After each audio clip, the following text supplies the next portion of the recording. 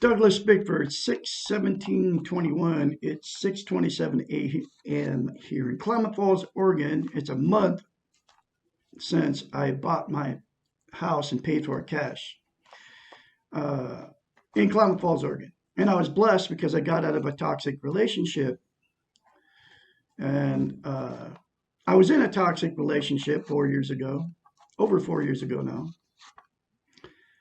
because I had no self-esteem, absolutely zip. And the reason for that was, and I'm 65, so I went my whole life up till about 8 months ago, having no self-esteem, self-love. That's what self-esteem is. And the reason I got in a toxic marriage, which was my fourth, and the reason I've been married 4 times, and the reason I've been relationship jumping my whole life, okay, up till 8 months ago, or probably 7 months ago, is because I had no self-esteem. And the reason for that is I was molested by my father as a child, along with 4 other sisters and 1 brother. That's what it did to me, okay, as a child. That it took, you don't have self-esteem when you're born naturally. It doesn't come to us when we're born. And we're not born bad like all the religions say. We're born with goodness, okay? Just like you're a little baby, so you're born with goodness, okay? And up until the point, 5, 6, 7 years, 8 years old, I don't know what the cutoff is, but you have that goodness in you, and it's God, Spirit. It's goodness if you don't believe in God, okay? You can be God, it can be goodness. But anyway, I had no self-esteem. Now I discovered in the last 8 months how to attain self-esteem, okay? Very quickly. It's self-esteem on steroids. That's what happens, okay?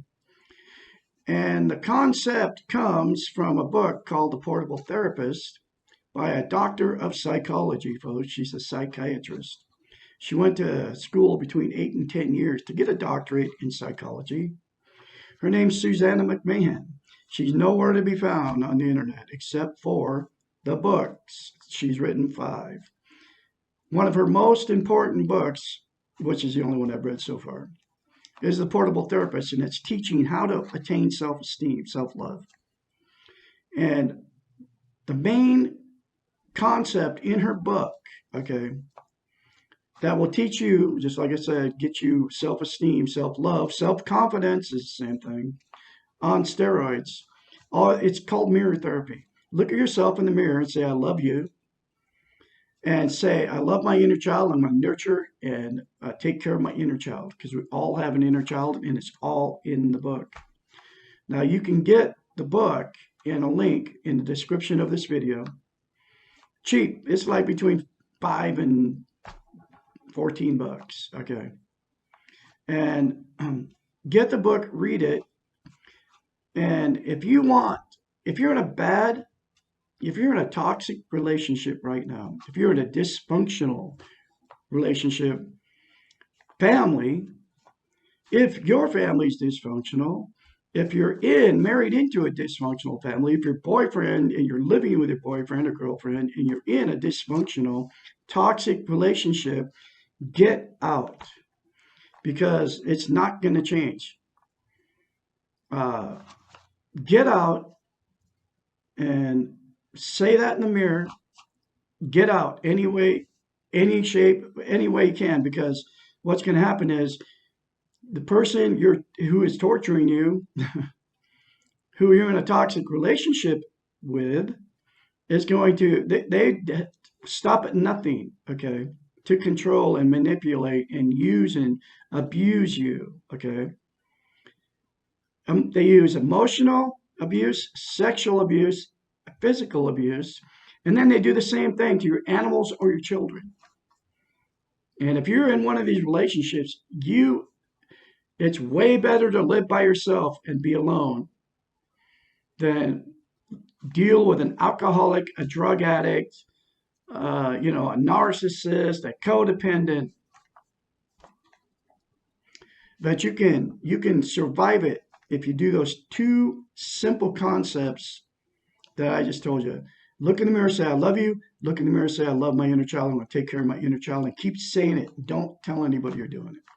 If you're in a toxic relationship with a partner that's abusing you, do not tell him, her, or him that you're doing it. Just get out and get away from it because it's never going to change. That's the world we live in. That's reality. Okay. But I am the absolute only one on the internet saying this. And I'm absolutely the only one on the internet that doesn't want something from you. Facebook, YouTube, it doesn't matter. TikTok, everybody's into their own little thing. But anyway, that's how you can do it. Now I'm going through the book, The Portable Therapist, chapter by chapter. I'm on chapter 81, and this one's called How to Fall Out of Love. So please like, share, and sub my channels that you find me on, because I have more than one YouTube channel. I'm trying to get the message out how simple it is to attain self-esteem, self-love. And you can contact Douglas Bickford at DouglasBickford753@gmail.com. Okay, here we go. Chapter 81. This was actually the first chapter I read when I got out of my toxic relationship on November 2nd, 2020, and the day will go down in one of my life-changing moments, because now because of that one simple concept of mirror therapy and saying those two things in the mirror, I am full of self-love, self-esteem. Okay. Now, and that's why I'm on YouTube teaching it, because nobody's teaching it. How can I fall in love? We have left a relationship, but we are still in love with our partner, or we have been rejected by someone we love. How do we get over this relationship? Most of us have experienced being in love with someone who does not love us. Most of us know what it is to be unable to have a relationship with the person we love. And she talks about we and us. Okay, so obviously she went through everything she's talking about here. So she was with somebody she didn't love, or didn't love her, okay, because of her low self-esteem. And I don't know when she got self-esteem. She taught herself because she's a psychiatrist, and that's what her doctorate is in. I don't know if she's still around or what. I don't even know if she's still alive. I think she wrote this book in the late 80s. We know how incredibly painful it is not to be able to love and be loved. We cannot believe that anyone else has ever felt so much pain and still survived. We cannot imagine what it will feel like to be out of this pain and stop loving the other person. You all know what I'm talking about. That pain is terrible. I'm after 8 months, I'm finally starting to recover from the pain of it. The pain is less and less, okay? Because I was totally like in love with her.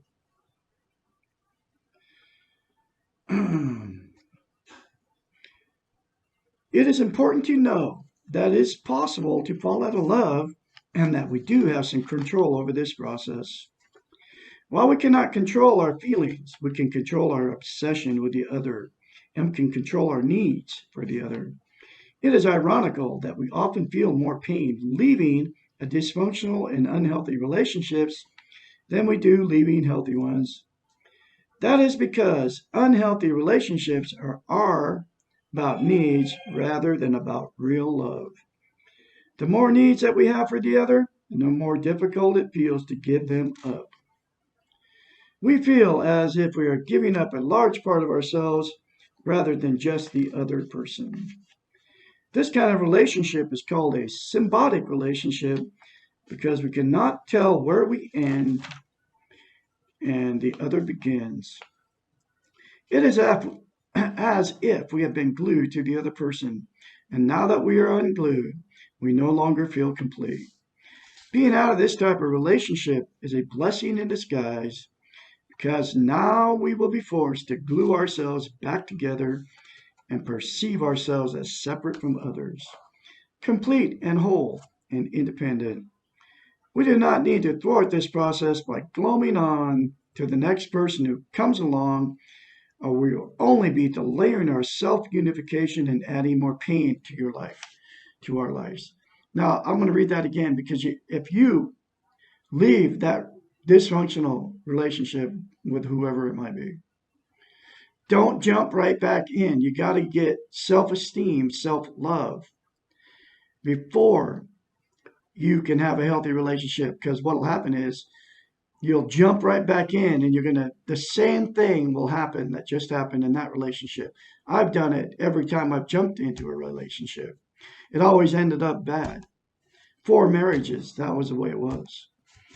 I jumped right in. The first one, I jumped right in with another one, married her, like after, I don't know, a month.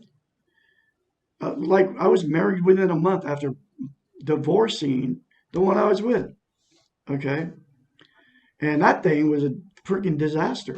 Okay. That lasted uh, like, it was like terrible. Okay. Because I couldn't be alone. I couldn't go through the pain. Okay. Of the breakup with my marriage, which I was married 16 years to this woman. Then I jumped into after that one, it like we were we split up after like we moved in together. We split up like after 2 weeks, and I lost my house because of this my low self esteem. I had a house I was paying for in Klamath Falls, Oregon.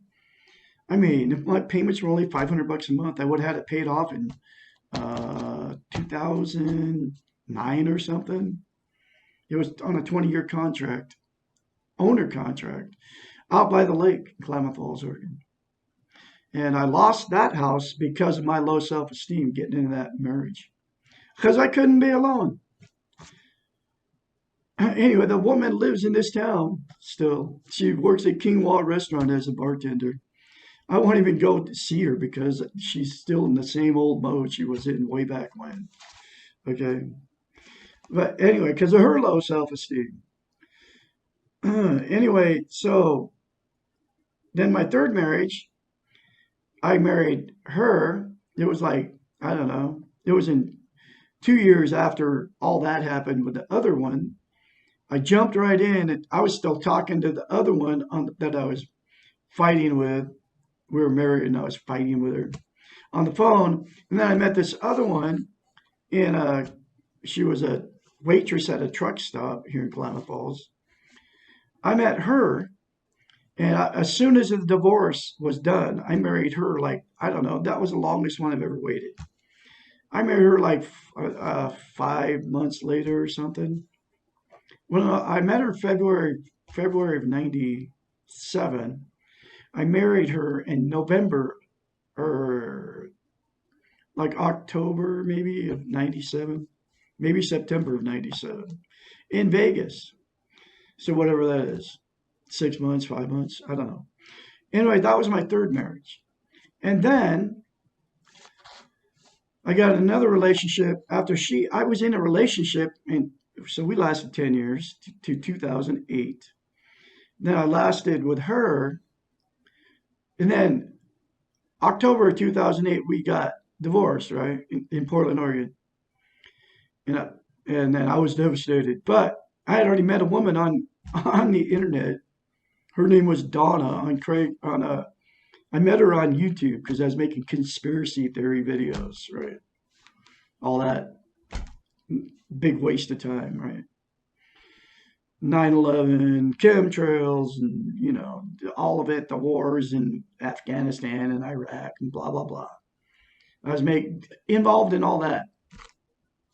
And anyway, I met this woman named Donna, and we were together 7 years or something from 2008 all the way up to 2000, the end of 2016. Okay. I mean, but we were a long distance relationship. But that was like, we were fighting like crazy, even long distance, and we never even moved in together. Okay. She would call me names and I'd try to break up with her, couldn't break up with her. And then she threatened me and blah, blah, blah. Just went back and forth for quite a while, actually. And then 2016, I finally ended up breaking up with her long distance. I mean, like the end of December or something, 2016. And then boom, right back at it, May of 2017, looking for another woman on Craigslist. I never married that Donna woman. So single guy, and then put an ad on Craigslist in May. And sure enough, here comes my next failed marriage, which lasted 3.5 years. And that's the toxic relationship I just got out of. But the reason I'm saying all this is because that's exactly what happens if you don't, because I never had got self-esteem in between all of them. I just jumped right back in a relationship with another person, and the same thing happened over and over and over again. Okay. But this time, this was the first chapter I read out of this book. When I found it, I believe the creator put it in a box at my son's house, who was also with an alcoholic, explosive relationship, his low self esteem. It was in a box. That was the first place I landed with my RV and an old R trailer, Prowler 87. Both of them were Dodge 87 van and a old 1987 Prowler trailer to pull behind. I ended up in his driveway, and then I found this book in a box. Buried at the bottom, I was looking for a freaking coffee cup. So here I am today teaching self-esteem. But I'm telling you, if you don't get self-esteem and you get out of a bad relationship, you'll jump right into another one and the same thing will happen. Begin the process of falling out of love by accepting the fact that you need to be out of love with the other. I never got out of love with all of them. Okay. If 5 of them, 4 of them. Recognize that this will take time and will not happen overnight. It takes time to really love somebody else, and it takes time to stop loving them. You get that, start having sex with them, and then you're around them all the time, and no matter what they do to you, you have that need for them to be there. Sex is one of them. Recognize, okay, change your focus on how much you love the other to how much you needed the other. This is like one of the most important things to do when you get out of the relationship.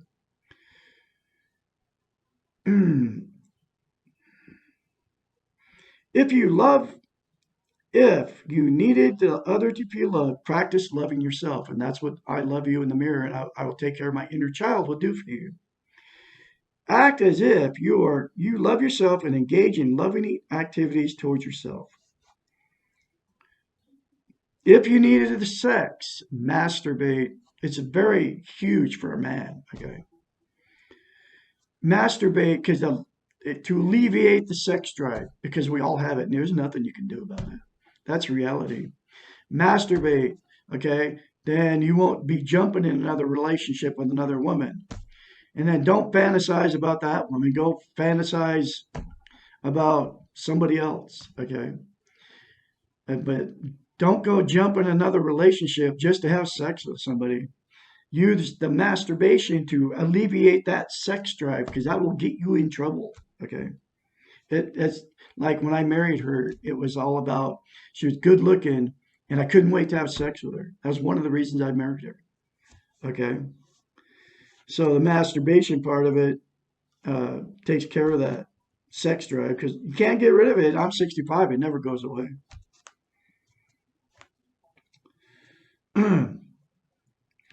If you needed sex, masturbate and fantasize about others, not the loved one. If you needed, and this come from a woman, so she did the same thing.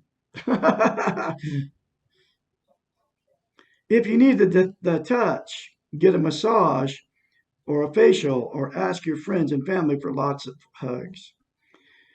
If you needed the companionship, reach out to your friends and make new friends. Extend yourself and begin new hobbies and activities. In the beginning, all of these things will feel like poor substitutes for the person you are missing, but over time they will compensate, and I'm proof of that.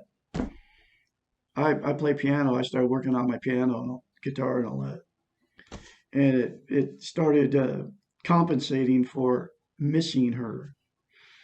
Allow yourself to grieve and give yourself permission to really grieve for a certain amount of time every day. Set aside a grieving hour and hurt like hell for that hour, and then force yourself to stop by getting involved in something else. Write letters that you'll never send, expressing your anger and sadness at your loss. I've been doing that in YouTube videos. Okay. I've been talking about her and all the stuff she did to me. In YouTube videos, she'll never watch the videos. So that's how I've been. This is my therapy. This is not only trying to help you, I'm also, it's my therapy to do this. Okay. Call a variety of people for support when you need it, but avoid using one or two people consistently for support and a shoulder to cry on. In this way, you will not abuse their friendship and not risk losing other important people in your life. I actually had nobody to call because I don't have a family. I barely have any friends. I don't have any friends, actually. I've never met a good close friend. I did have one way back when, but he died. And but I've survived it because I love myself now. I don't even need a relationship, even with other people. But I'm once you get self-esteem, you go out. I meet people all the time, and I'm excited to be around people now and talk to them, communicate with them. So I am actually making all kinds of friends here in Klamath Falls since I've been back. Know that today and tomorrow will be horrible, but next week will only be bad, and a month from now it will start to be better. And it does, actually. Pay attention to and value the moments that you're not in pain, because they will be there amongst all the painful ones. In this way, you will have less tendency to get stuck in the pain. Focus on anything positive that is happening to you. Sometimes we lose excess weight or need to sleep less or have more energy. And use these positives to work for you. You might as well be miserable and doing something rather than being miserable and doing nothing. And above all, do not mask the pain or deny it by engaging in destructive behaviors, drugs, alcohol. And this is very important. Never mask your pain because masked pain never leaves. Okay. Do not mask your pain or deny it by engaging in destructive behaviors, drugs, alcohol, sex, overeating, life-threatening risk. Masked pain or pain that is not dealt with does not leave. It hangs around until you're willing to face it. Deal with your pain and it will leave. Hide it and it will only produce more. I did it for 65 years. And it started out with me with sex abuse when I was a kid, baby, a little, child. Remember that you're function, so that's why you have to face your pain and go through it. I've been facing 8 months, or ever since I started reading this book, 7 months I've been dealing with facing the pain of my childhood, all the pain that I've received in my 65 years. Because I still receive pain. Pain will still come. And that's how you deal with it. You accept it as it comes, And because there'll always be pain. Life's full of pain. Life's full of fear, too. And you got to face your fears. You got to face your pain. Remember that you function before you fell in love and that you will function again after you fall out of love. It may help to reverse the falling in love process. Conceptualize falling in love with the person as walking up a set of stairs. When we fall in love, we tend to overlook or disregard the things we do not like about the other. It is as if each time we walk up a stair, we throw something we do not like over the railing, so that when we reach the top, being in love, we have thrown off all the negative traits and behaviors of the other. You know what I'm talking about. You, I mean, she had all kinds of red flags going in. This woman I married, no checking account, living with mom and dad at 56 years old. Uh,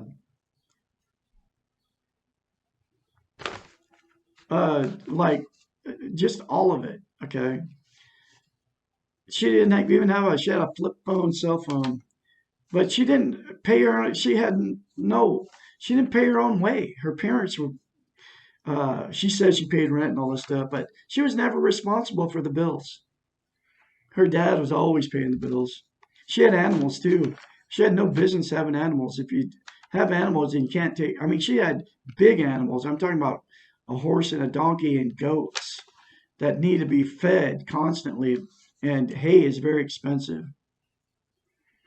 But anyway, that's what she was. And she had a 2007, 6 GMC or something. It had been beat up, had a lot of miles on it. But, I mean, she didn't have her own way to make it, and she had no self-esteem, so she couldn't make it. Always had to live with mom and dad, and she's living with mom again right now. And because she never kept a job her whole life to have any kind of social security coming in, not enough to support you. I think she was going to get like $300 a month. Okay, when she retired at 62. So but anyway, that's all I've let go in love. You have to let go in love and all that stuff, which I've done. So now I'm teaching this self-esteem. This is how that's why I'm teaching how to fall out of love. Going through this book chapter by chapter. Okay. So you throw off all the bad, and then you marry him, and then you find out all the bad after you marry him, and it's too late. Falling out of love means walking down the same set of stairs and retrieving each of the things we threw over the railing. This time we focus on each thing that we did not like or that bothered us. I bet I didn't even know her. I married her after 3 weeks. I found it all out after I married her. Otherwise, I probably would have never married her. Nothing is too small for our attention. When we get to the bottom of the stairs, we will be dealing with a flawed human being, and that is someone that is easier to fall out of love with. Try to avoid the romantic places and music that you have shared with the other. This is not the time for a trip down memory lane. Why bring more pain than you already have? Put yourself in new environments or situations without painful memories. That's exactly what I did, but I didn't even know what I was doing when I left. I ended up in Christmas Valley, Oregon. One day you will be able to hear your songs and be in your places, and it'll be bittersweet, and you'll more easily deal with it. But not now. Now it'll only hurt like hell. Take good care of yourself. Remember that when you are hurting and in pain, you need to be kinder and more loving to yourself, usual to yourself. Avoid recriminations and self-blame and do not obsess over past mistakes. You are human, imperfect, and you are allowed to make mistakes. You cannot maintain a relationship with the illusion of infallibility. When someone stops loving you, this has more to do with where they are than what you have done. When you love others, your love is a gift to them. When you are loved, you are receiving a gift from someone else. You do not have any control over when and how others choose to give you their gifts. You cannot demand or expect these gifts because they are no longer gifts.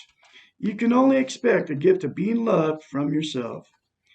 When someone stops loving you, love yourself more. When you stop loving someone else, also love yourself more. This will help to reduce the neediness within yourself to be loved and will prevent symbiotic relationships with others. Now, first thing you do, folks, like I said at the beginning of this video, look yourself in the mirror and say, I love you. Say, I love my inner child. I'm going to nurture my inner child. And then get the book. It's in the link down there, like I already told you. So I'll have another edition of the Portal Therapist for you. Y'all have a great day out there. Please like, sub, and share these very important life-changing videos. And never, never give up. And your attitude determines your direction. And I I would rather be hated for who I am than loved for who I am not. You all have a great day out there.